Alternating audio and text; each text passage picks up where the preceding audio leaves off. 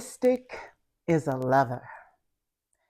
A mystic, Matthew Fox tells us, is a mystic is someone who digs deep to find the place in us that outside of all the chaos and the noise discovers what it deeply loves. This is what I want to get into in the month of February, the month for lovers. And in response to these times, how becoming a true lover, a mystic, someone who is heart-centered and directly encountering the depth of love, the sacred.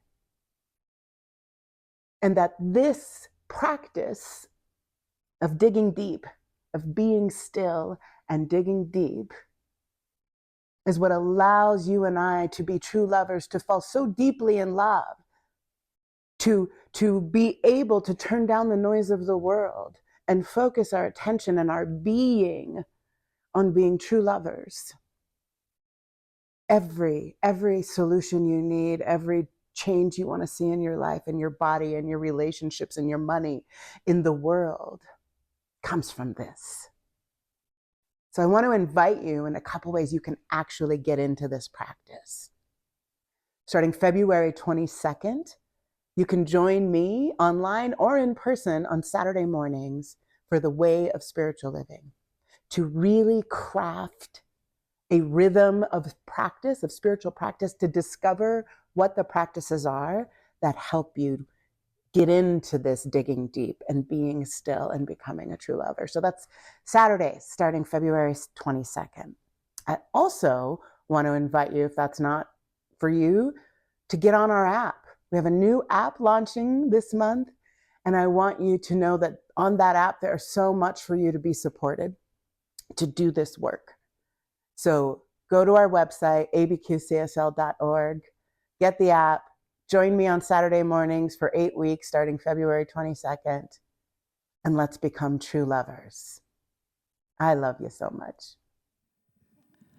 Oh, let's do that. So I am Reverend Amani Malaika. I am really glad that you are here. For those of you watching online, I am really glad that you are here.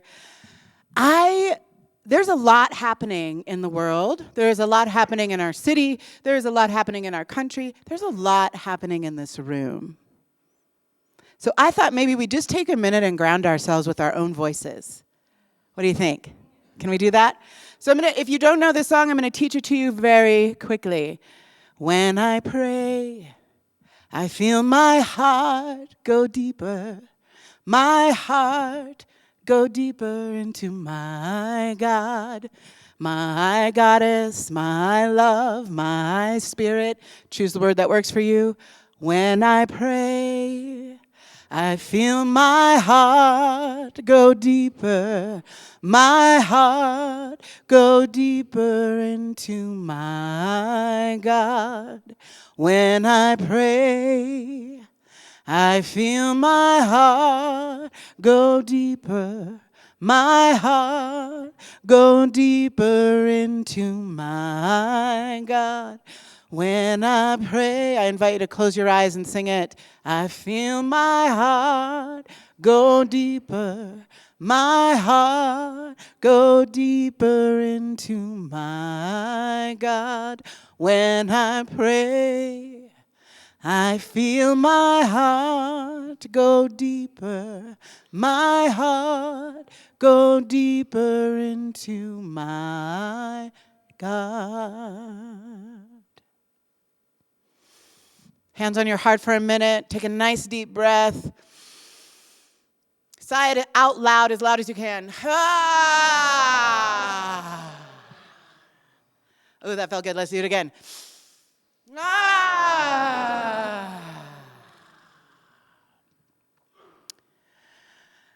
My hope for us every week when we come together is that we can take a break from it all for just a moment, if nothing else, right? That we can just literally take a sacred pause from whatever is needing a pause in your life. And so anytime you feel like you need to just get yourself back here and disconnect again from the monkey mind, from whatever is happening out there, I'm going to invite you to take another deep breath whenever you need it today. Deal? All right. Let us talk about what it means to be a lover. February, right? We get to talk about all the lovey things. All year, all the time. So really, I wanted to share with you, there's a quote that Clarissa shared with me several months ago when we were preparing for our themes for this year from Matthew Fox. And Matthew Fox says, "A mystic is a lover. A mystic digs deep to find the place in us where when all the noise stops, we encounter what we deeply love." When all the noise stops, we encounter what we deeply love. To be a true lover means that you and I get these skills together to be able to be so grounded in the truth of our own being as divine beings that we can actually turn down the noise of circumstances, the noise of inherited misbelief, the noise of whatever noise needs to be turned down, to anchor ourselves into love and to reveal to ourselves what we deeply love. This is why the theme this month is be still and dig deep. And I want you to be willing to get into the stillness, to do the deep digging, because this is how you become a true lover. Anybody interested in being a great lover? If you're not raising your hand, you've missed out on your aliveness somewhere along the way.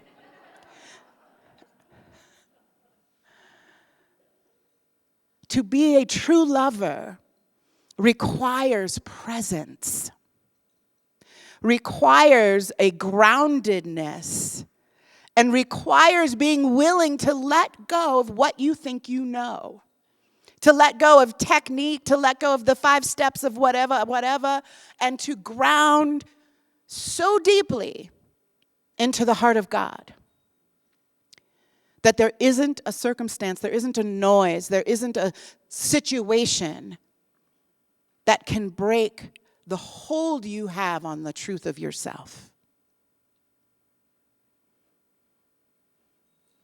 This is what becomes possible through prayer and meditation. I know some of us in this room come with some religious wounds, come with some religious baggage, rightly so. You've probably come by it righteously. But what I worry for a lot of us in alternative spiritual community, which many of us identify ourselves as others, right, or nuns,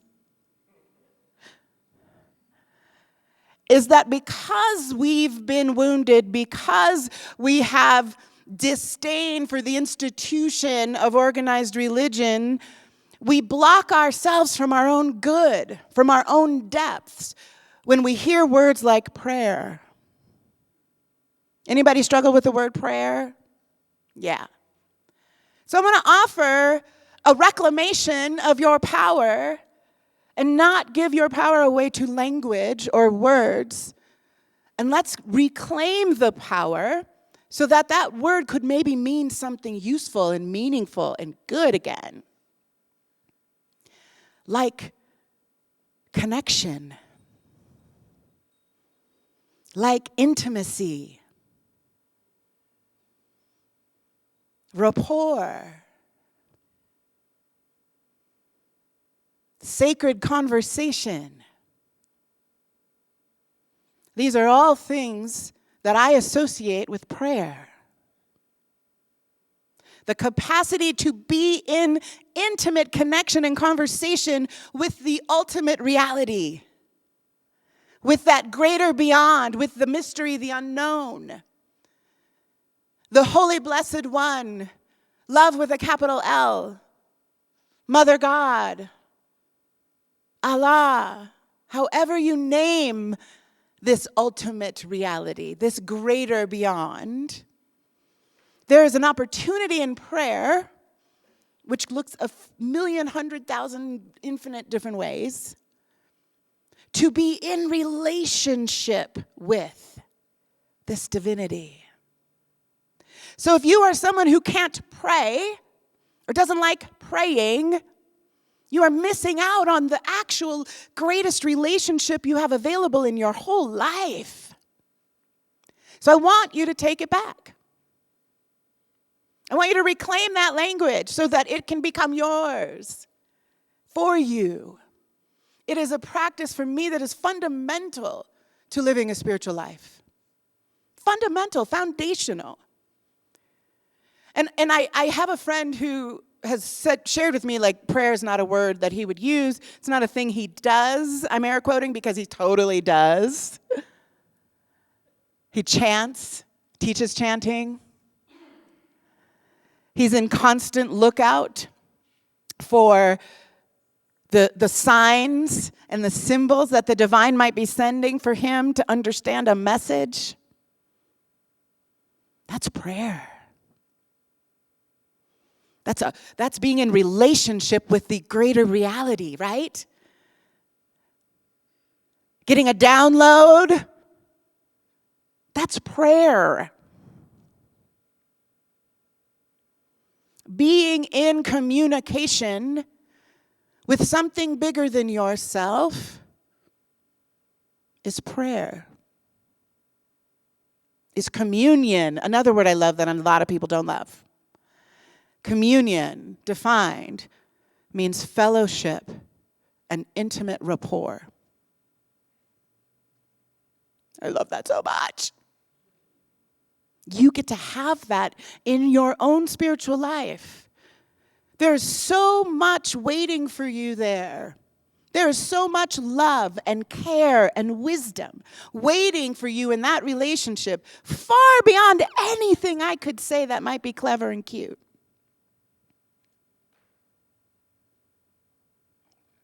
This is why we practice. This is also why we heal our religious wounds and unpack the disdain we may have for certain language, for certain practices, for certain ways of being, for certain traditions. In my younger life, if it was tradition, I was not doing it. I guarantee you I was not doing it just because it was a tradition. I was not doing no old people stuff. I was not watching no black and white movies. None of it. Because I was a rebel. Right? I did not believe there could be anything good for me in the past, in any version of the past. If somebody already wrote it down, it was completely uninteresting to me.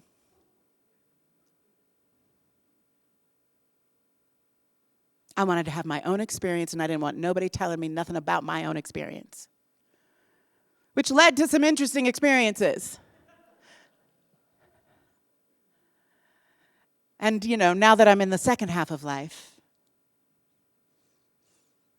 I've softened a bit. My edges are a little less edgy. And I have discovered that the things that I have longed for from the beginning of my own consciousness lie in some pretty simple truths.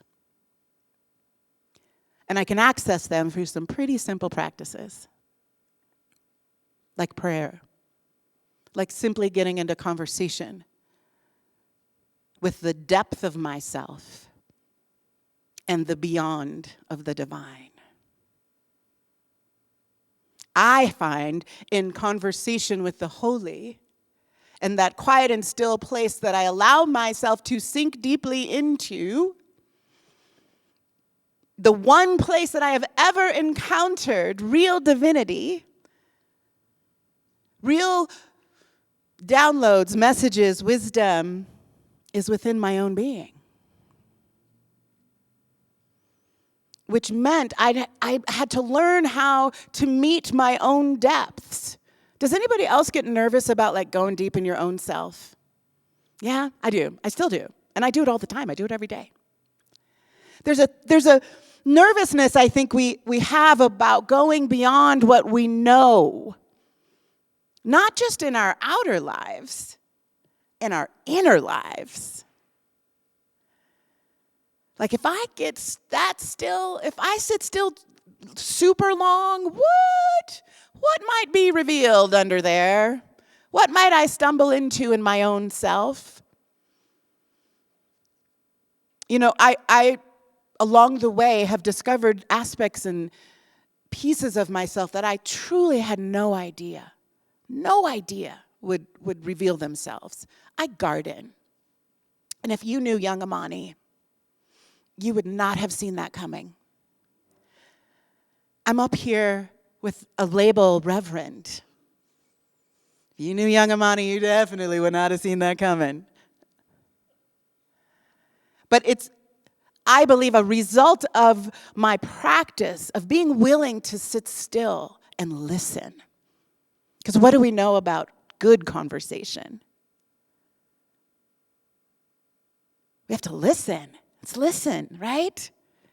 And there's a new book out on how to know a person, and part of the book, I'm going to say Brooks is the author, talks about our just terrible listening skills as a peoples. That we actually don't know how to listen well. We're always ready to like get in our next thing, right? We're listening so that we can then respond. What are we going to say to the person?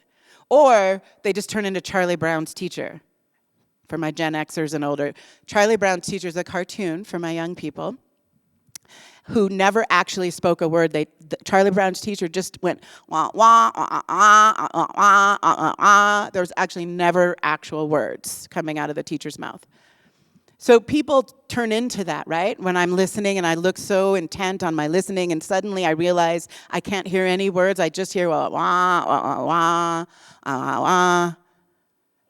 Our listening skills are a spiritual practice if we undertake prayer and meditation.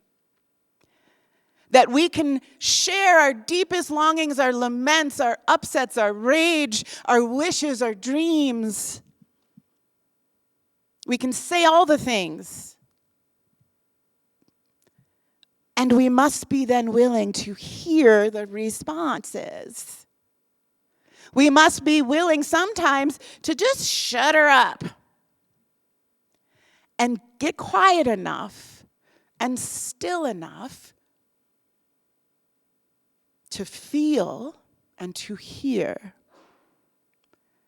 This is why I believe prayer and meditation go hand in hand. Sometimes they're not different. Sometimes the listening and the talking get so deep, not quite sure which one is happening. But this is how you and I begin to deepen our connection to the divine. And the only place that we can actually be in relationship with God, with Spirit, with Allah, with Goddess, whatever we name it, is in our own being. Which is why we practice in our own bodies, in our own lives. I also want to share a core concept from the Centers for Spiritual Living, which is a community that we are founded in. We believe in the direct revelation of truth through our intuitive and spiritual nature, and that anyone may become a revealer of truth who lives in close contact with the indwelling God. Anyone can be a revealer of truth who lives in close contact with God, the indwelling God. Why might that be handy in this day and age? Accessing truth in your own being, learning how to discern what is true. Are you following me on this idea of accessing truth in your own being? Amen. The truth that you access in this place of the indwelling God is love. They are not different things. That question, what would love do? That is always truth. And the place you find that truth is in your own being. But it requires practice and discernment and practicing discernment. And guess what else it requires? Community. Because nobody has a perfect ear for the Holy Blessed One. We all misunderstand messages. We all get a download that is maybe inaccurate. So when we are in community and we can be reflections for one another and we can be loving accountability partners for one another, you can say, I got this message and I don't know. I heard this thing in meditation. Can you give me some feedback? Or I'm out here acting a fool and I'm having a blind spot. And one of you who loves me deeply can tap me on the shoulder and be like, hey, Rev, you might want to rethink that. That's the power of spiritual community, when we come together committed to being the place where love shows up, committed to doing the practices and the learning required to be emissaries of the Holy Blessed One. The world is on fire, yes? And you've been called here to be an emissary of the Holy Blessed One. There is no other reason there is breath in your body. You have been called, period. There is no other possibility. So I want to share with you a practice, and then we're going to give you some time to really explore the calling of your divinity. So I'm going to invite Fab Lab up to the stage. So we're going to explore for a moment what it might look like for you if you don't already have a prayer practice that you love, to pray and to get into relationship with the divinity of your own being.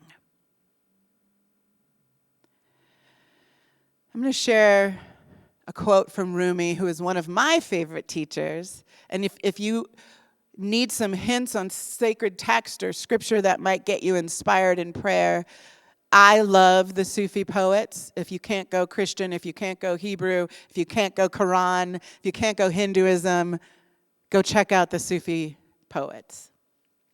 So Rumi tells us, let yourself be silently drawn by the strange pull of what you really love. It will not lead you astray. Let yourself be silently drawn by the strange pull of what you really love. It will not lead you astray. So this pull, I believe, is the desire of the holy acting as a desire in you. And one of the ways that we come into contact with the wisdom of the divine is to come into contact with our own anointed desire. Right? This is, again, how we become true lovers.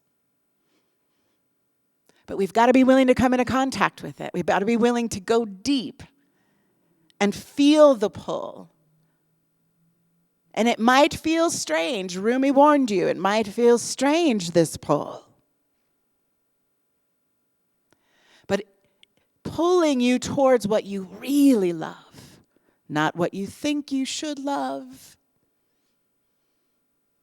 What you really love, the desire of your being, of your soul, of your heart, is God's desire through you. So I'm going to invite you to close your eyes for a moment. I'm going to have Jordana bring our lights down. And just say with me, be still. And know.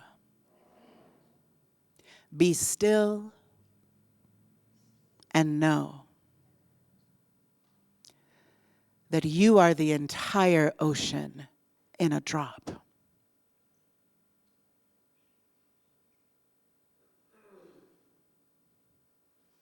You are the great I am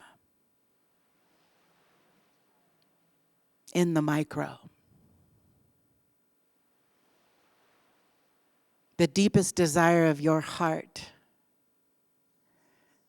the deepest desire of my heart is God's desire. And may I allow myself to know it. I invite you to take this intention into your sound bath. And on the other side, we'll revisit the questions, the considerations. Allow yourself to be cared for and held in this time. If you've got a lot of grief on your heart, I invite you to use this time to just be.